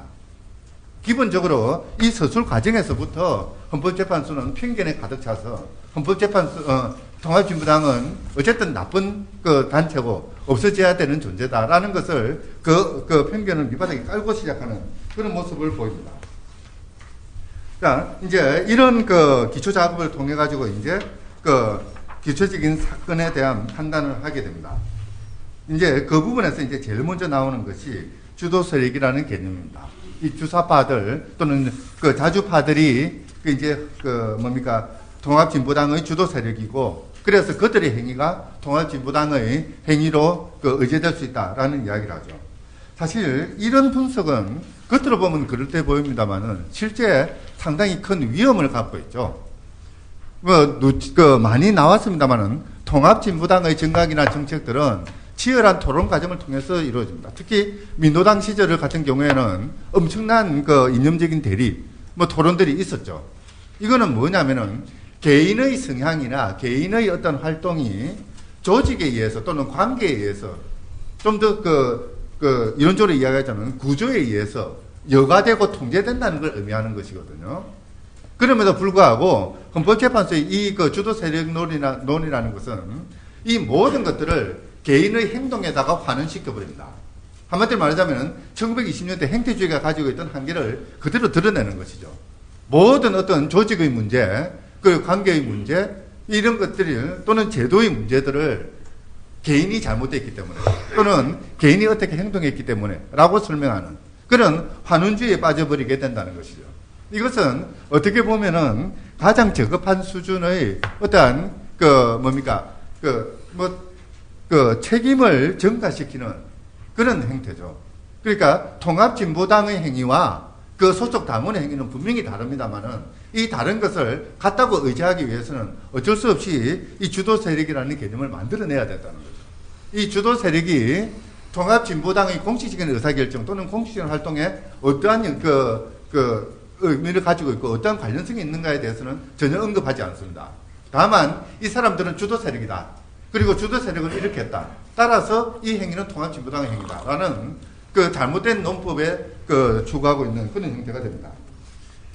이제 또 하나 이제 이 개인 행위로부터 이제 숨겨진 목적을 찾아내는데요. 사실 이게 이제 문제가 되는 것이 숨겨진 목적은 문자 그대로 숨겨져 있는 것입니다. 숨겨져 있는 것은 현실적인 위협이 되지 않습니다. 현재성이 없는 거죠. 실제 통합진보당의 밑바닥에 깔려있는 꼭꼭 숨겨둔 남이 볼까 겁이 나서 함부로 드러내지도 못하는 그 목적이 어떻게 우리 사회에 위협이 된다고 판단하는 것인지 그 구체적인 위험이라는 것이 이 숨겨진 목적으로부터 어떻게 도출되는 것인지 사실 논리적으로도 연결되지 않고 그리고 결정문에서 어떤 그 증거에 의해서 입증되지도 않는 부분입니다. 다른 말로 하자면은 그냥 숨겨진 목적이 있는데 보니까 그 목적이 좀 위험해요. 그러니까 통합진보당은 나쁜 정당이라고 결론을 내린 것입니다. 이거 자체가 논리적으로 근거가 없는 것이 되습니다. 뿐만 아니라 그 통합진보당이 폭력에 의해서 진보적 민주주의를 실현하려고 한다. 이 폭력이라는 거 이제 그걸 판단하는 기준으로 저항권을 이야기하고 있고 민중주권을 이야기를 합니다. 이제 사실 근데 이제 문제는 통합진보당이 사용하는 저항권이나 민중주권이라는 그때의 주권의 개념은 정치적인 레토릭입니다. 뭔가 우리의 행동을, 적극적인 행동을 설명하기 위해서 저항권이라는 말을 쓰고요. 민중이 중심이 되는 그런 사회를 설명하기 위해서 주권이라는 말을 사용한다. 정치적인 의미죠. 이것을 헌법재판소는 법적인 의미로 바꿔 놓습니다. 법률적으로 바라봤을 때 저항권은 이런 개념이고 주권형은 이런 개념인데 그러다 보니까 엄청난 것이 돼버리고 마는 거죠. 이제 그러다 보니까 이 폭력이라는 것은 통합진보당의 어떤 노선에서 필수적인 어떤 요소가 돼버린다. 그렇게 이야기를 합니다. 뿐만 아니라요. 자기들이 그렇게 해석하는 것 자체가 조금 이상하다는 걸 스스로 인정하기도 합니다. 43페이지 메뉴에 보면은요. 어쨌든 통합진보당은 헌법상 인정될 수 있는 저항권적 상황에서 무슨 민주주의를 확립을 하고 이 민주주의 틀에 따라서 자기들이 원하는 진보적 민주주의를 실현하겠다라는 취지로 읽을 수도 있다라고 이야기를 합니다. 그래놓고 그렇게 인정해놓고 그거는 합헌적인 것이죠. 그럼에도 불구하고 이것은 다시 또 제껴버립니다. 이 부분은 상당히 문제가 있는 것이요. 구체적 위험성을 판단함에 있어서 이 구체성이 없다는 결정적인 징표입니다. 어떤 진보적 민주주의를 추구한다는 진보당의 어떤 강령이라는 것이 이것이 폭력 일변도로만 간다면 구체적 위험성이 있을 수는 있습니다. 근데 그것은 폭력적으로 실현될 수도 있고 민주적으로도 실현될 수가 있어요. 헌법재판소는 그 가능성을 인정했습니다. 이제 그렇다면은 이 위험이라는 것은 구체성이 없는 것이 되어버리죠. 이렇게 갈 수도 있고 저렇게 갈 수도 있다면은 경우에 따라서는 이렇게 가면 아무런 위험이 없는 것이거든요. 이런 부분들을 헌법재판소가 인정하면서도 아무런 별다른 이유 쓸 수도 없이 인정했던 부분들을 그냥 배척해버리는 그런 상황이 벌어집니다. 그 다음에 이제 북한식 사회주의를 추구한다. 과연 이 북한식 사회주의가 무엇인지도 분명치는 않습니다만은 문제는 뭐냐면요. 헌법재판소의 추론 과정입니다. 네. 조금 좀 빨리 가겠습니다.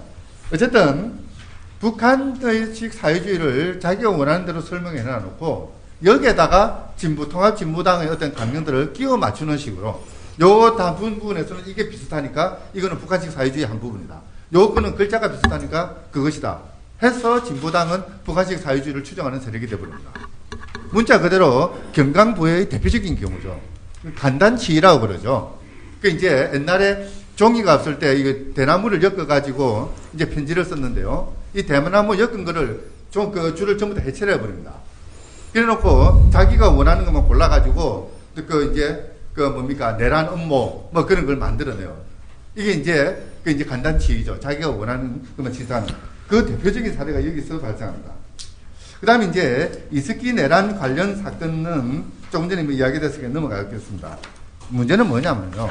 이스키 내란 음모가 이루어졌다고 하는 그 회합이 통합진보당의 공식적인 그런 행사 인지에 대한 입증이 존재하지 않습니다.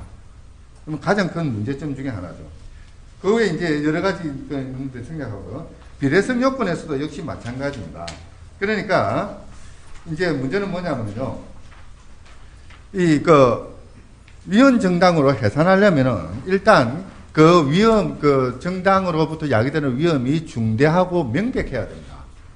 근데 헌법재판소는 이 명백성의 요건을 빼버립니다. 중대하기만 하면 된다는 거죠. 이 중대하다는 것은 이거는 경우에 따라서는 그러니까 이런 위험이 발생할지 안 할지도 모르지만 만약에 발생하면은 큰 문제가 발생한다는 거거든요. 명백이란 뭐냐면은 이런 위험이 반드시 발생한다는 겁니다. 실제 위헌 정당 해산에서 필요한 것은 뭐냐면은 이 정당이 존재함으로써 어떤 위험이 반드시 발생한다는 거죠. 이 명백성이거든요. 그 부분을 전혀 판단도 하지 않고요. 뿐만 아니라 침해 최우성 보충성이라는 비례성 원칙의 가장 핵심적인 부분들, 이런 부분들에서 현실적인 위험이나 충분한 증거라든지 급박성이라든지 이런 부분들은 전혀 또 판단을 하지 않습니다. 이제 그게 문제가 되고요. 이제 나치당이 4년 만에 소수당에서 다수당이 됐더라. 그러니까 진보당도 지금은 별 볼일 없지만은 4년 지나면은 의석의 대부분을 차지해가지고 나라를 뒤집어 볼 수 있지 않느냐. 이제 그런 추론들, 사실 100년 전, 거의 100년 전이죠. 바이마르 공화국이 가졌던 그 위태한 불안정한 정부, 그것과 지금 현재 우리나라가 가지고 있는 어떤 정치적인 상태, 이 두 개를 전체 똑같이 나놓고 판단하고 있는 거죠. 있을 수 없는 판단입니다. 너무나 논리 비약적이죠. 그 외에 이제 소속 의견의 자격을 상실한 판단했던 거, 이거는 우선 근거법이 없습니다. 62년 헌법에서 자격 상실한다는 규정을 38조에 두었다가 유신헌법이 되면서 빼버렸습니다. 애시당초부터 이 규정을 두지 않았으면 모르겠는데 규정을 뒀다가 빼버렸다는 건 뭐냐면은 위헌 정당 해산 제도와 의견 자격은 별개로 취급하겠다는 헌법적인 의지의 표현입니다. 이 부분을 헌법재판소가 전혀 고려하지 않았다는 것, 그게 이제 가장 큰 문제고요. 나머지는 좀 보시면 되고, 중앙선관위가 지방의원 비례대표 의원에 대해서 자격 상실 결정을 했던 것도 역시 마찬가지입니다. 법적인 근거가 없을 뿐만 아니라 중앙정치와 지방정치는 우리 헌법재판소도 구분하고 있습니다. 뿐만 아니라 비례대표와 지역구 의원을 구분해야 될 특별한 이유도 없습니다. 1인 1표제에 의해서 비례대표 의원을 선출했던, 옛날에는 모르겠습니다만은 지금은 1인 2표제거든요. 둘 다 유권자의 선택을 받은 그런 의원이라는 점에서, 그러니까 주민 대표성이 더 정당 대표성보다 더 강하게 나타나는 게 지금 현재의 현실입니다. 이거는 잘못된 결정입니다. 대충 이 정도 장황하게 이야기했습니다. 자세한 건 다시 또 말씀드리겠습니다. 예, 감사합니다. 어떤 한상희 교수님은 말씀한 여러 가지 중에서도 과연 누구의 행위로 볼 수 있을 것인가라고 하는 데서 당과 당원의 행위를 어떻게 일치시킬 수 있나라는 거에서 일종의 주도 세력이라는 개념을 만들어내고, 이 주도 세력을 통해서 말하자면 당원의 행위를 당의 행위로 의지하는, 그러나 왜 그렇게 되었는지 판시에 나오겠습니다. 나로의 어떤 그런 실체에 대한 증거도 없었지 않습니까? 사실 실질적으로 이 의제가 되는 과정에서의 추론이 되길 근거가 되는 증거가 존재하지 않았다라는 게 판결문의 결정문에 많이 좀 증당되는 부분들이고요. 그 외에도 보충성 원칙과 관련해서 급박성이랄지 이런 부분들에 대한 판단이 부족해야 하는. 사실 아마 언론에 나왔습니다만은 진보당 관련된 가장 비약적인 논리 비약의 하나는 나치의 아마 예를 든 것 같습니다. 과연 나치가 바이마르 정권 이후에 등장하면서 소수 당이었지만 다수당으로 해서 집권에 했던 역사의 전례를 들으면서 이럴 수 있지 않느냐라고 했던 거에 대해서는 과연 그럴 수 있는가라고 하는 여러 가지 논리적인 너무 지나친 비약이 있었잖아, 이런 게 사실 좀 있었지 않나 생각합니다. 자, 여기까지 약간 논리적인 부분들이었습니다. 사실은 약간 법 결정문의 내용이 어떤 것이고 왜 그렇게 했는가 이런 이야기다 보면 약간 좀 토론이 약간 좀 지루한 감이 없지 않나 싶었는데요. 이제는 좀 현실로 돌아가고 있습니다. 과연 이게 어떻게 적용될 것인가. 이미 알고싶이 엊그제요. 중앙선관위에서는 이제 지방자치단체 비례대표 의원들에 대한 상시를 통지를 했고요. 여러 가지 이제 후속 절차가 발표되고 있습니다. 할빈당을 비롯한 일부 보수단체에서는 당원들에 대한 고발까지 있었고요. 사실 이러한 문제들이 과연 전혀 우리가 예상하지 못했던 바는 아닙니다만은 너무나 노골적이고 너무 전면적으로 행해진다는 점에서 특히 한국 이제까지 이루어왔던 그나마의 어떤 우리 한국의 민주주의가 경각에 달려있다는 그런 위기가 아닌가라는 생각이 듭니다. 그런데 그러한 자세한 부분들에 대해서는 우리 민변 사법위원장 맡고 계신 이자 변호사님이 말씀 좀 듣도록 하겠습니다. 예, 이재호 변호사입니다. 348쪽의 헌법재판소 결정문을 한 줄 평을 하면 엉성한 상상에 기초한 삼류공한 소설이다. 저는 이렇게 평가를 하겠습니다. 그리고 결정문의 키워드를 한 8가지 뽑아보겠습니다. 숨은 목적, 퍼즐 맞추기, 추도 세력, 독심술, 반공논리, 카멜레온, 의도된 오판, 무식한 당원과 국민. 이것이 키워드입니다. 이 키워드는 법률가들이 사용하지 않는, 어울리지 않는 용어일 뿐만 아니라 민주주의에도 적합하지 않는 것입니다. 따라서 이 판결이 제가 왜 소설이라고 이야기하는지를 이 키워드를 보면 알 수 있을 것입니다. 첫 번째, 이 헌법재판소의 가장 결정적인 오류는 공개적 대중정당의 숨은 목적이 있다는 이러한 사고 자체가 기본적으로 잘못된 겁니다. 이건 형용 모순이에요. 공개된 정당의 목적을 강령에서 찾아야지. 왜 구성원들이 머릿속에서 찾습니까? 공개된 정당은 자신이 어떤 목적을 추구하고 활동한다는 것을 강령에 표시하고 그것대로 활동하면서 대중들의 지지를 먹고 사는 정당입니다. 자, 여러분들 세계에서 대표적인 위헌정당 결정의 사례로 독일 사회주의 제국당, 자, 그 나치즘을 공개적 목적으로 표방했습니다. 독일 공산당, 막스 레닌주의를 표방했습니다. 특히 복진당, 신정정치를 표방했습니다. 그것이 위헌인지 여부를 판단해야 되는데 그렇지 않았습니다. 다시 그 이야기는 통합진보당의 강령은 합헌이다. 위헌이 없다는 것을 반증을 해주는 것입니다. 자, 두 번째, 그 이야기 전에, 자, 이러한 논리는 어떤 문제가 생기냐면 지금 통합진보당에서는 사기 집단이고 그거를 지지했던 거기에 지지해서 당원으로 가입한 10만 당원과 200만의 국민들은 사기 집단에 놀아나는 무식한 국민이다. 이런 판단입니다. 그러니까 굉장히 국민을 무시하는 사고가 기재에 깔려 있다. 저는 이렇게 보고 있습니다. 두 번째, 이른바 퍼즐 맞추기인데요. 퍼즐 맞추기론에는 기본적으로 어떻습니까? 증명해야 할 사실이 참임을 전제로 해서 하는 논리거든요.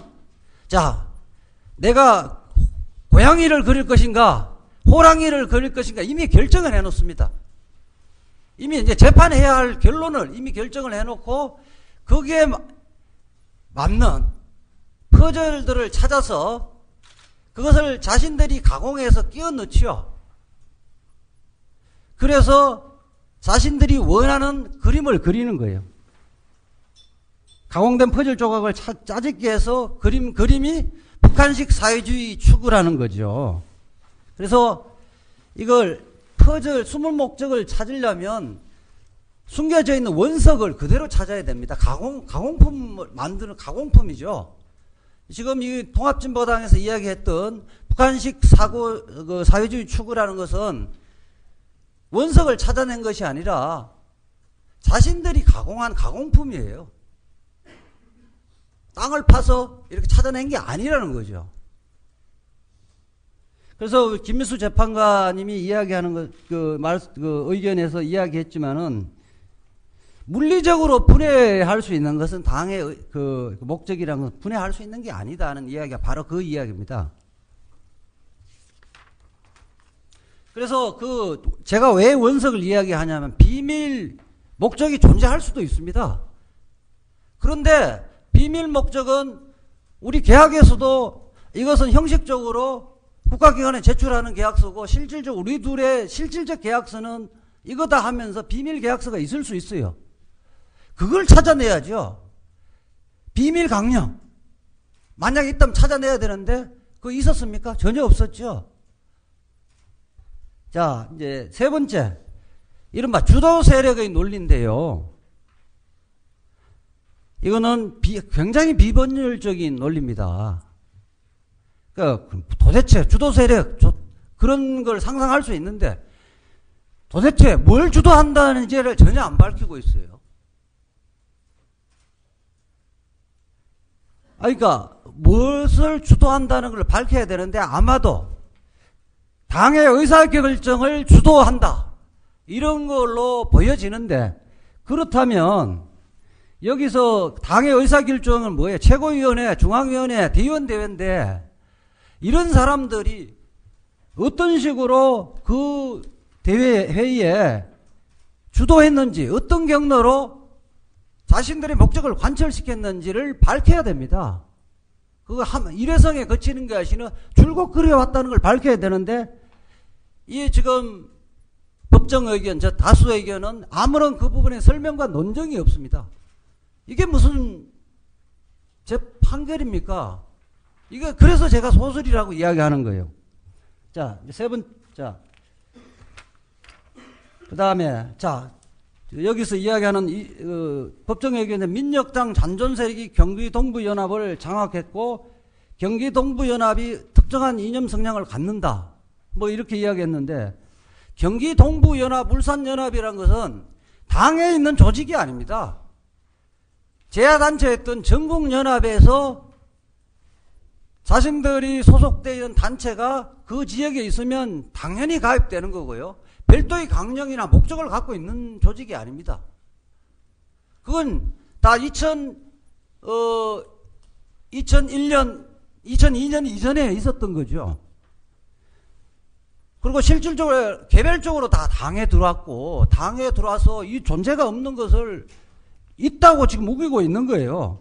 그리고 입당해서 만약 있다면 증명을 해야죠. 어떤 조직, 누가 어떤 조직을 갖고 있는가 증명을 해야 되고 그 구성원들이 어떤 이념성을 갖기로 했는지 이거 증명해야 되는데 증명은 그냥 설명조사도 없는 거죠. 이게 엉터리라는 거고요. 네 번째로는 제가 키워드 독심술을 이야기했는데 주도 세력의 이념 성향 분석을 하는 게 가관이죠. 딱 한마디로 이야기하면 십몇 년 전에 옛날에 국가보안법 위반을 처벌됐을 때 거기에 기재되어 있는 내용이 현재도 계속될 거야. 이런 사고라는 거죠.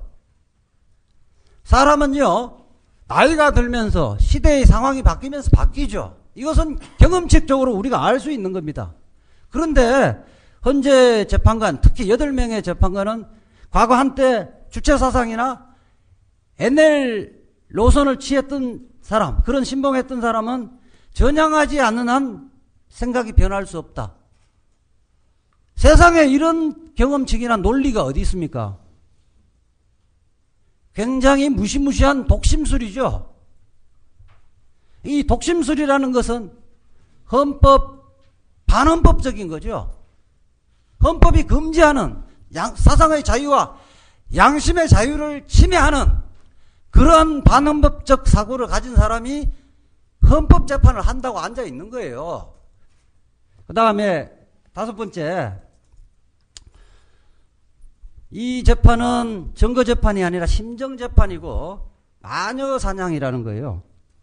자, 그걸 보면 논리구조가 이석기 의원 등 내로남불 사건의 7명에서 찾아낸 것이 찾아낸 목적이 북한식 사회주의자고 이들의 목적이 통합진보당의 주도 세력이 목적이고 또 당의 숨은 목적이다. 진정한 목적이라고 이야기를 하는데 자, 내란선동으로 기소된 그것은 또 문제가 있다고 생각하지만 기소된 사람 2사람이죠.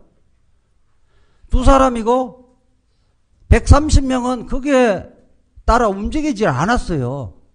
그 2사람이 예컨대 숨겨진 목적이 북한식 사회주의 추구라고 가정한다 하더라도 130명이 북한식 사회주의 추구의 목적을 가지고 있다는 아무런 증거가 없어요. 그리고 그 사람이 통합진보당의 주도 세력, 왜 주도 세력이라는 것은 아무런 설명이 없어요. 그 주도 세력이라 하더라도 그 사람들이 통합진보당에서 목적에 어떤 영향을 미치고 그 통합진보당이 그 사람들의 목적에 다 동의했다는 근거도 없고 설명도 없습니다. 이거요, 수능시험 보면, 논술시험 좀 빵점이에요, 빵점. 0점이죠, 0점.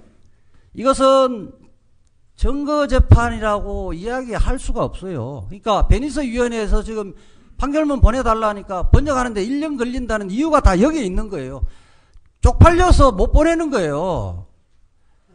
이것은 현대의 증거재판이 아니라 중세의 심정재판이죠. 어떻게 심정재판이고 판결문이라고 보기도 판결문이 도저히 아니 성명서에 불과한 거예요. 이걸 어떻게 보냅니까? 그러니까 번역하는데 1년 걸린다는 이야기가 나오는 거예요.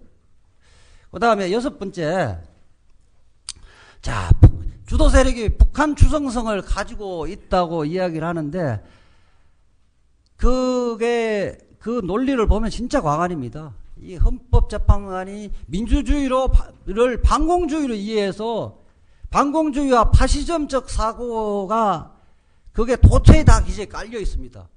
이 사람들은 민주주의라고는 도저히 볼 수가 없는 거예요. 자, 대표적인 예 몇 가지만 듣게요.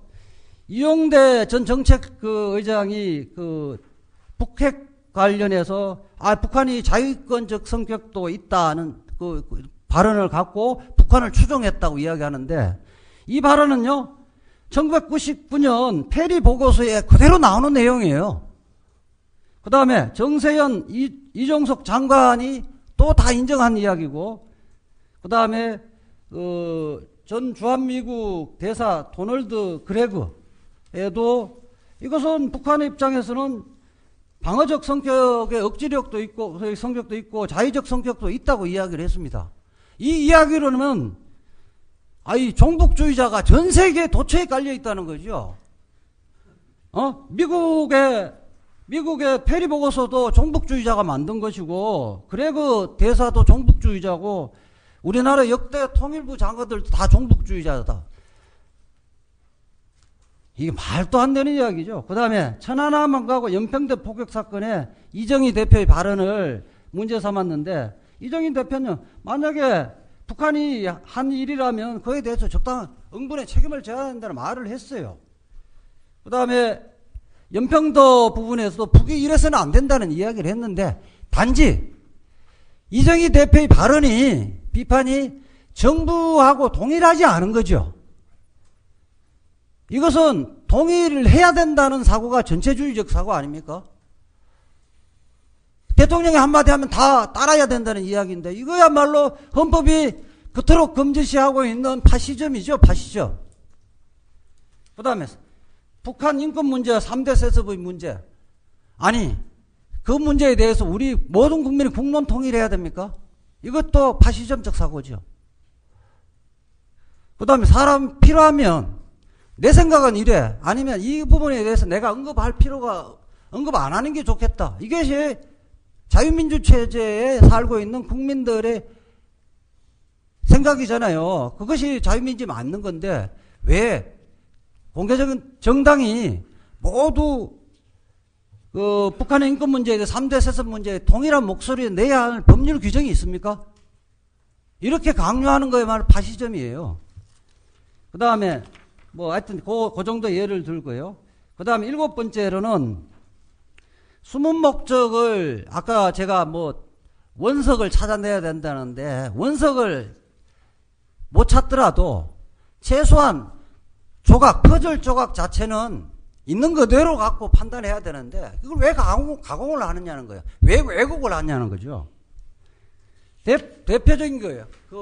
이른바 북한식 사회주의를 추구한다는 것이 두 가지 대표적인 예인데 아까 잠깐 이야기했지만은 1997년도에 박흥순이 이른바 사구체 논쟁에 그 자리에서 토론한 부분이 그러니까 우리 사회를 식민지 반자본주의 사회로 보고 북한에서 주장하는 민족해방 인민민주주의 혁명 내용하고 유사한 정명이 많다. 이 부분을 판결문에 여러 번 언급하고 있는데 이때 당시에 박경순의 지위는 평당원이었고요. 입당한 지 얼마 안 됐어요. 그리고 당직을 갖지 않는 상태였습니다. 그리고 민주노동당 집권전략위원회는 집권전략 보고서를 작성하면서 박경순이 이때 발표한 거를 하나도 채택한 바가 없어요. 그럼 당의 행위가 아니죠. 박경순 개인의 2007년도의 생각이에요. 그 다음에 또, 지금, 이야기를 하고 있는 게, 그 부분은 좀 생략하고요. 대표적인 예만 그렇게 이야기를 한 거고, 그 다음에 또 하나가 그 이야기를 하고 있어요, 지금. 민주노동당의 2011년 6월에 사회주의적 이상과 원칙 개성 부분을 삭제를 하고 진보적 민주주의를 넣은 부분이 이게 주도 세력에 의해서 그렇게 강령이 개정이 됐다 이야기하는데 헌법재판소도 그 이야기를 하고 있어요. 진보적 민주주의라는 그의 핵심적인 요소가 자주적 민주정부와 민중중심의 자립경제, 민중주권이 핵심적인 내용이다 이야기하는데 그 내용은 창당 강령에도 계속 있었던 거예요. 아니 주도 세력이 바뀌면 원래 있었던 내용도 바뀌는 거예요. 제가 그렇게 물어보고 싶습니다. 헌법재판관들이 집에 가서 아들에게 그 이야기를 하면 아버지 돌았다고 이야기할 거라는 거예요. 누가 이해하겠어요? 성문법으로 존재하는 것이 주도 세력이 바뀌고 대표가 바뀌면 내용이 바뀌는 거예요. 이런 논리가 세상에 억지 논리가 어디 있어요. 그 다음에 민주노동당은 17만 페이지의 대부분이 그거에 공식 문서, 모든 문서가 다 들어가 있는데 민주노동당의 그 문서에는 창당 때부터 통합진보당에 이르기까지 혁명의 방법론에서 논의해본 적이 한 번도 없어요.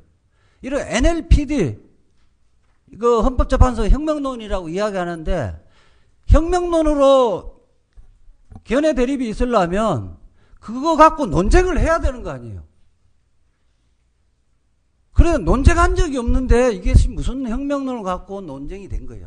NLPD 논쟁은 1980년대, 90년대 초반까지의 학생운동 당시에 있었던 부분이, 그런 사람들이 당에 있고, 그런 사람들이 당직이나 공직 후보 선출할 때 약간 패권주의적인 경향을 보였다는 것이 전부예요.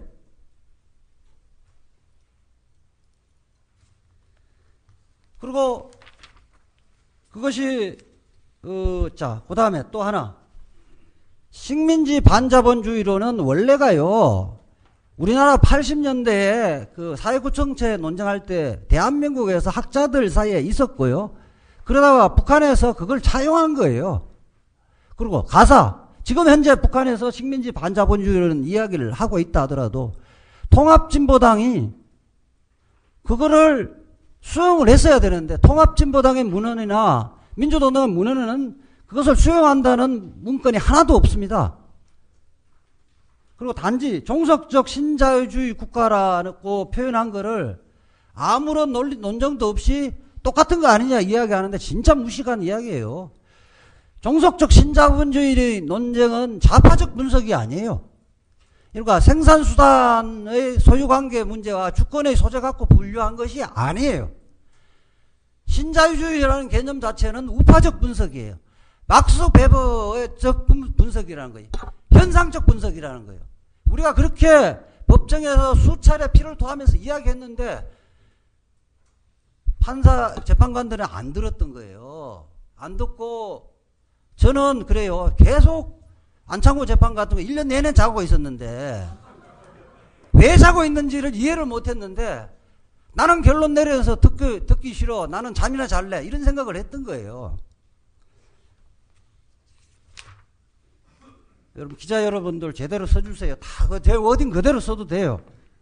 그 다음 여덟 번째는 아까 그 이야기를 한마디만 이야기할게요. 아까 주도 세력이 바뀌었다고 옛날부터 있던 것이 바뀌었다는 것은 지금 재판관 입장에서는 강령이 막 색깔이 막 변한다고 보는 거죠. 카멜론이라고 생각하는 거예요.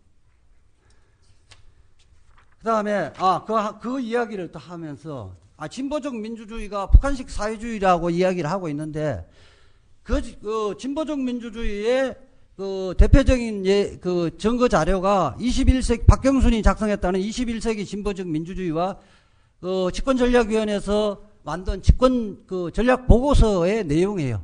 거기서는 그렇게 되어 있어요. 진보적 민주주의가 현재로 실현되고 있는 나라로 베네수엘라나 브라질을 예를 들고 있단 말이에요. 그리고 거기에 실제 견학도 갔고요. 그리고 거기에 관련돼서 체계업 그 강령위원장들도 다 각종 인터뷰도 다 하고 논문도 쓰고 이랬어요. 근데 브라질이나 베네수엘라가 폭력혁명을 갖고 세상을 집권했습니까? 선거를 통해서 집권했죠. 그리고 선거를 통해서 민중주권을 실현했다고 보고 있는데 부르주아 계급, 즉 자본가 계급의 참정권을 박탈했다는 이야기 들어본 적이 있습니까? 그리고 베네수엘라가 브라질이 북한식 사회주의를 추구하고 있다고 세계적으로 평가하는 예를 본 적이 있냐는 거예요. 아무런 논쟁이 없이 재판관들은 북한식 사회주의를 추구하고 있다고 해요. 그 다음에 9번째. 연대체 구성 부분, 이야기하는데, 연대체 구성을 하기 때문에 다른 단체하고 연대하면 통일전선 아니냐. 통일전선은 공산주의 국가에서 쓰는 용어가 아니냐. 그렇기 때문에 북한식 사회주의를 추구하는 것으로 볼 수 있다 이야기하는데, 사람은 사회적 동물 아닙니까? 생각이 같으면 친구로 하고 또 몇 사람 모여서 자기 목적을 관철하려는 것은 당연한 거죠. 이것은요, 새누리당에도 하고 있는 거예요. 사학법 투쟁할 때 박근혜 대통령도 당시에 보수단체하고 연대했죠. 이런 연대, 연합, 이것은 다 이야기해요. 어제 전수환 대법관님도 우리 다 하여튼 연대하자 이런 이야기를 다 해요. 마지막으로 이야기를 하면 이제 그 부분은 교수님들이 다 이야기를 할 때 한마디만 할게요. 자, 구체적 위험성이 있다. 이것은요, 이석기 내란 음모 사건에서 고등법원 판결에서도 그 내란 음모를 인정을 하지 않은 것이 내란의 이럴 위험성 자체가 없다고 본 거죠. 그리고 내란 선동 부분도 개연성만 있다고 해서 내란 선동은 인정했는데 이것도 법리적으로 문제가 있는데, 자, 위험을 하려면 혁명은 뭐예요? 말로 하는 게 아니죠. 말로 하려면 혁명은 수백 번 수천 번 일어났겠죠. 근데 이석기 관련자들에게 압수수색했는데 총 한 자루 대포가 발견됐습니까? 새 총도 발견 안 됐죠. 새 총이라도 발견됐으면 이해한다는 거죠. 무슨 위험이 있다는 겁니까? 가서 위험이 있다면 그 사람 기소됐던 사람들의 위험이지 왜 당의 위험입니까? 그것이 해산 사유가 됩니까? 참새를 잡기 위해서 대포를 쏘면 안 되죠. 빈대를 잡기 위해서 초가상관을 태우면 안 된다는 것은 우리가 알고 있는 거 아니에요. 이게 법률적으로 비례의 원칙이라는 거예요. 자, 그렇게 했기 때문에 저는 이 판결을 결론 내려놓고 사실을 짜집기 한 기획된 판결이다 이렇게 보고요. 이 기획된 이 의도적인 오판은 역사가 바로잡아 줄 것으로 봅니다. 근데 그 역사는 그냥 바로잡지만 않을 거고요. 거기에 가담했던 사람들의 과오도 판단할 거로 봅니다. 즉 양심 없음과 비겁함에 대해서 판단할 것으로 봅니다. 나머지 부분은 한상희 교수도 이야기를 했기 때문에 생략하겠습니다. 감사합니다.